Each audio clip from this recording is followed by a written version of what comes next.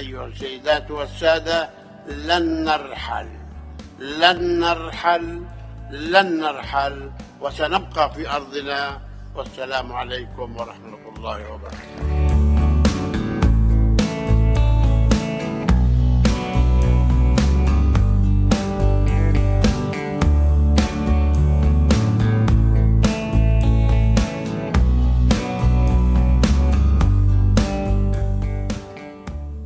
Menteri Luar Negeri Indonesia Retno Marsudi mengingatkan negara-negara anggota Organisasi Kerja Sama Islam atau OKI, bahwa organisasi itu didirikan untuk membebaskan bangsa Palestina. Oleh karena itu sekarang waktunya bagi OKI untuk bertindak, dan seluruh negara Islam harus bertindak bersama-sama.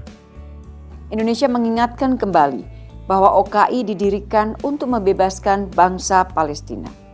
Sekarang waktunya bagi OKI untuk bertindak. Dan kita harus bertindak bersama-sama.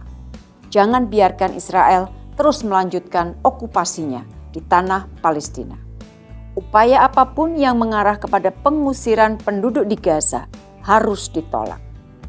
OKI mengecam para pendukung Israel karena memberikan negara tersebut impunitas dalam perangnya di Gaza. Kantor berita Al Arabiya melaporkan, blok negara-negara mayoritas Muslim yang beranggotakan 57 orang itu menyesalkan posisi internasional yang mendukung agresi brutal Israel terhadap rakyat Palestina, dan memberikan impunitas kepada Israel, mengambil keuntungan dari standar ganda yang memberikan kedok bagi kekuatan pendudukan. Pernyataan yang sama juga, OKI menyalahkan Israel atas serangan roket terhadap rumah sakit ahli Arab yang dikelola Kristen di Gaza, yang menewaskan 500 orang.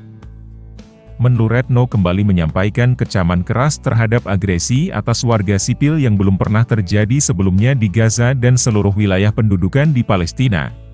Dia menggarisbawahi bahwa permintaan Israel untuk mengosongkan 22 rumah sakit di Gaza adalah sebuah tindakan yang tidak manusiawi, dan bertentangan dengan hukum humaniter internasional dan harus diabaikan.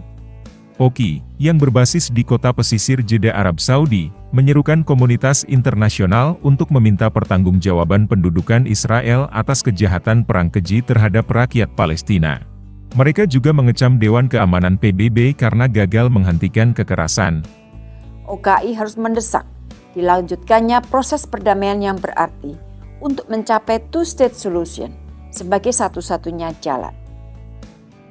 Dalam forum OKI itu, secara terang-terangan Retno mengecam Dewan Keamanan PBB yang menurutnya tidak mampu menjalankan fungsinya, dan mendorong OKI untuk mendesak diselenggarakannya sidang Majelis Umum PBB untuk mengadakan sesi darurat. Presiden Rusia Vladimir Putin kembali bersuara terkait perang Hamas dan Israel, serta pengeboman rumah sakit di Gaza. Ia mengatakan Israel mengambil sebagian tanah asli Palestina terutama melalui penggunaan kekuatan militer, dan menurutnya mengenai serangan terhadap rumah sakit. Tragedi yang terjadi di sana itu adalah peristiwa yang mengerikan, di mana ratusan orang tewas, ratusan luka-luka, dan ini tentu saja sebuah bencana. Putin juga menegaskan kembali dukungan negaranya terhadap pembentukan negara Palestina merdeka dan penerapan resolusi PBB yang relevan. Ia pun mendesak konflik untuk segera diakhiri dan meminta negosiasi segera. Di sisi lain, pemimpin wilayah Chechnya Rusia Ramzan Kadyrov telah menyatakan dukungannya terhadap rakyat Palestina menyusul pecahnya perang antara Israel dengan kelompok Hamas. Ia mengatakan Republik Chechnya siap untuk menyediakan unitnya sendiri sebagai pasukan penjaga perdamaian demi Palestina jika diperlukan. Kadyrov melanjutkan dengan menegaskan bahwa pihaknya mendukung Palestina. Ia juga menjabarkan bahwa dirinya memahami provokasi yang dilakukan oleh sekelompok warga Israel terhadap umat Islam. Negara-negara Arab juga secara individual juga menyalahkan Israel atas insiden yang mengobarkan kemarahan di Timur Tengah. Namun Biden, saat bertemu dengan Perdana Menteri Israel Benyamin Netanyahu pada hari Rabu lalu, menyuarakan dukungan terhadap posisi Israel, dan menyebut roket jihad Islam yang salah sasaran menyebabkan pembantaian mematikan di rumah sakit tersebut, dengan alasan mengutip data yang ditunjukkan oleh Departemen Pertahanan mereka.